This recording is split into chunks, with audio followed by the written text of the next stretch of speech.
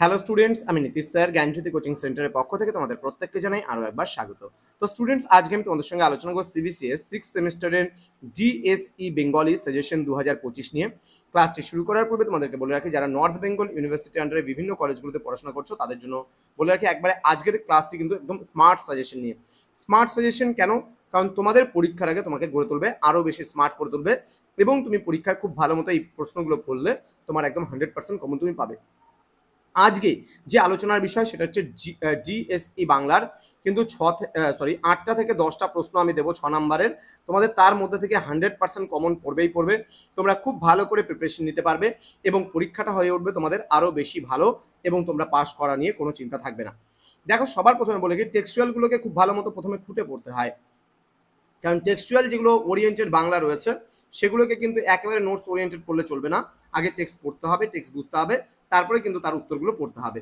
তো স্টুডেন্টস, যারা ভাবছো যে এখন তোমাদের কাছে নোটসপত্র নেই, তোমরা আমাদের সঙ্গে যুক্ত হতে চাইছো অনলাইনে, তারা কি করবে? অবশ্যই আমাদের অফিসিয়াল নাম্বারে যোগাযোগ করে, ব্যাক বা রেগুলার স্টুডেন্ট যারা রয়েছে, আমাদের অফিসিয়াল নাম্বার 7076398606 নাম্বার, অথবা 6295916282 নাম্বার।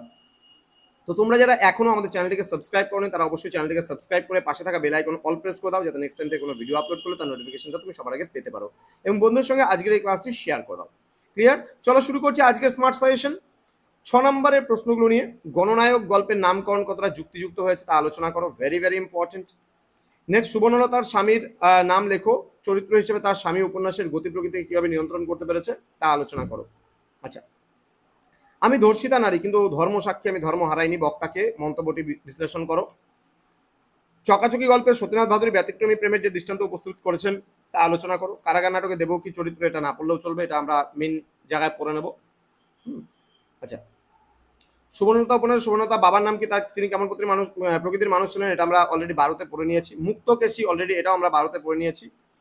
সুবর্ণতা উপন্যাসে প্লেগ রোগের যে প্রসঙ্গ এসছে তা আলোচনা করো, এটা ভালো করে পড়বে। আমি আবার বলছি, এগুলো কিন্তু পড়া হয়ে গেছে, পড়তে হবে, একটু দেখে নেবে। যারা কনফিডেন্স যাদের কম, পরীক্ষা বানিয়ে লেখার ক্ষমতা যাদের কম, তারা অবশ্যই একটু দেখবে। গণনায়ক গল্পের রাজনৈতিক প্রেক্ষাপট আলোচনা ভালো করে পড়বে।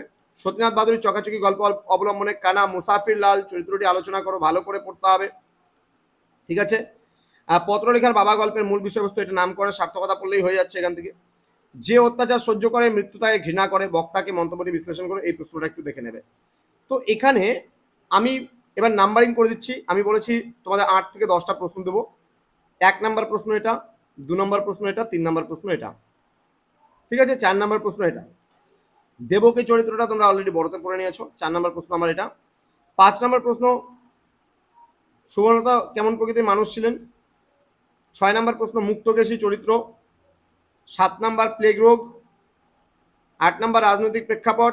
9 নম্বর মুসাফির লাল, এবং 10 নম্বর যে অত্যাচার সহ্য করে মৃত্যু তাকে ঘৃণা করে, বক্তাকে মন্তব্যটি বিশ্লেষণ করো। এই 10টা প্রশ্ন তোমরা যদি পড়ে যাও, একেবারে 100% কমন পাবেই পাবে।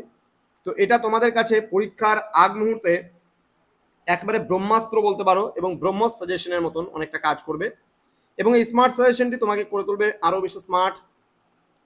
তো দেখা হচ্ছে খুব তাড়াতাড়ি আরও একটা নতুন ভিডিও নিয়ে তোমাদের সঙ্গে। তোমাদের বলে রাখি, যারা বাংলা নিয়েছো, তোমাদের বন্ধু বান্ধব যাদের বাংলা রয়েছে, তোমরা প্রত্যেকেই ভিডিওগুলোকে শেয়ার করো। তার কারণ তোমাদের জন্যই কিন্তু এই প্রচেষ্টা, এই উপস্থাপনা, এবং এরপরে অলরেডি 3 মার্কসের প্রশ্নগুলো নিয়ে আলোচনা করা হবে, তারপরে ফিলোসফি আসবে, তারপরে এসইসি গুলো আলোচনা হবে, তারপরে জি গুলো আলোচনা হবে। তো স্টুডেন্ট, দেখা হচ্ছে খুব তাড়াতাড়ি আরও একটা নতুন ভিডিও নিয়ে, নতুন কোনো টপিক নিয়ে। তোমরা প্রত্যেকেই ভালো থেকো, সুস্থ থেকো। Thank you so much, thanks for watching after all, thank you.